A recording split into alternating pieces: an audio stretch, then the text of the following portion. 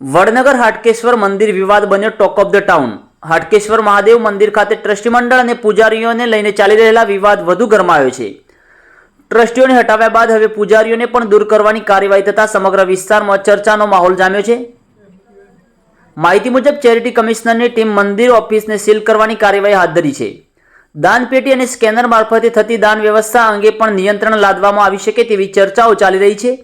Office બંધ હોવાથી દાન આપવા આવનાર ભક્તોને પાવતી મળી શકી ન હતી અને દાનપેટીમાં રકમ મૂકવા જણાવવામાં આવી હોવાની ફરિયાદો સામે આવી છે। 1991થી ચાલતા વિવાદમાં તાજેતરમાં ટ્રસ્ટી મંડળને હટાવ્યા બાદ હવે પૂજારીઓને પણ બહાર કરવાની પ્રક્રિયા હાથ ધરાઈ રહી છે। ટ્રસ્ટીઓને ઘરે ન મળતા તેમના નિવાસસ્થાનોને નોટિસો ચોંટાડવામાં આવી હોવાનું જાણવા મળ્યું છે। પૂજારી દ્વારા કોર્ટના હુકમની રજૂઆત બાદ મામલતદાર અને અન્ય અધિકારીઓની હાજરીમાં મધ્યસ્થ બેઠક યોજાઈ હતી। બેઠકના નિર્ણય બાદ પૂજારીઓને યથાવત રાખવા કે નવી હંગામી વ્યવસ્થા ગોઠવવા અંગે સ્પષ્ટતા થવાની શક્યતા સેવાઈ રહી છે। કાર્યવાહી દરમિયાન વડનગર પોલીસનો ચુસ્ત પોલીસ બંદોબસ્ત ગોઠવવામાં આવ્યો હતો અને ઐતિહાસિક મંદિર પરિસર પોલીસ છાવણીમાં ફેરવાયું હતું। દર્શનાર્થીઓ પણ પાનેતર સહિતની ધાર્મિક સામગ્રી અને મંદિરની વ્યવસ્થા અંગે મૂંઝવણમાં મુકાયા હતા। વિવાદ વચ્ચે મંદિરના સંચાલન અંગે સરકાર દ્વારા ટૂંક સમયમાં વહીવટદાર શાસન લાગુ કરવાની શક્યતાઓ પણ સેવાઈ રહી છે। વધુ સમાચારોની અપડેટ્સ માટે જોતા રહો online TV news. Suresh Thakor અને ફારૂક મેમણ ખેરાલુ સાથે।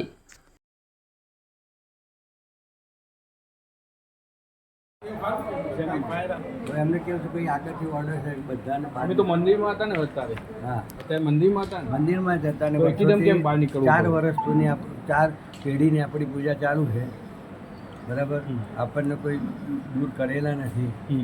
મેટર આપણી પૂરી થઈ ત્યારે એમને લીધું પણ એ કોઈ કાયદેસરના કોઈ ટ્રસ્ટી નથી અને એના કન્ટેમ લાગુ પડે માટે ખોટી રીતે આપણને આ રીતે થાય છે। શું નિર્ણય 2 દિવસ પહેલા તો ખોટા ટ્રસ્ટીઓનું એવું હતું, સરકારના આદેશો હતા ચેરિટી કમિશનરના, તો આજે શું થયું એકદમ? બસ આજે કંઈક એવો ઓર્ડર શું આવ્યો છે ખબર નથી। ક્યાંથી આવ્યો ઓર્ડર?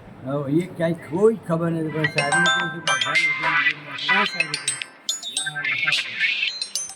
છે ન્યૂઝ બાબતે એવું કહેવામાં માગીશ કે જે ચેરિટી કમિશનર શ્રી મહેસાણાના હોય જે હુકમ કર્યો હતો 41 એના કામે, એ 41 એના કામે વહીવટદારશ્રીની તાત્કાલિક ધોરણે નિમણૂક કરેલી હતી 12/6/2026ના રોજ અને રાત્રે 2 વાગ્યાના સુમારે તાત્કાલિક પોલીસ બંદોબસ્ત ગોઠવી અને કાયદેસરનો કબજો જે ટ્રસ્ટના બની બેઠેલા ટ્રસ્ટીઓ હતા એમના પાસેથી લેવાની તજવીજ હાથ ધરેલી હતી।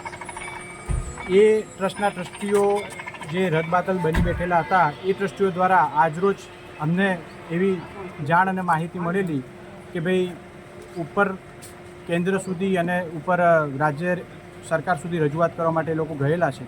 હર્ષ સંઘવી સાહેબનું નામ લઈને અમને એવી સૂચના આપવામાં આવેલી છે કે તમે તાત્કાલિક ધોરણે જે મંદિરના પૂજારી છે એમ તમે હટાવો।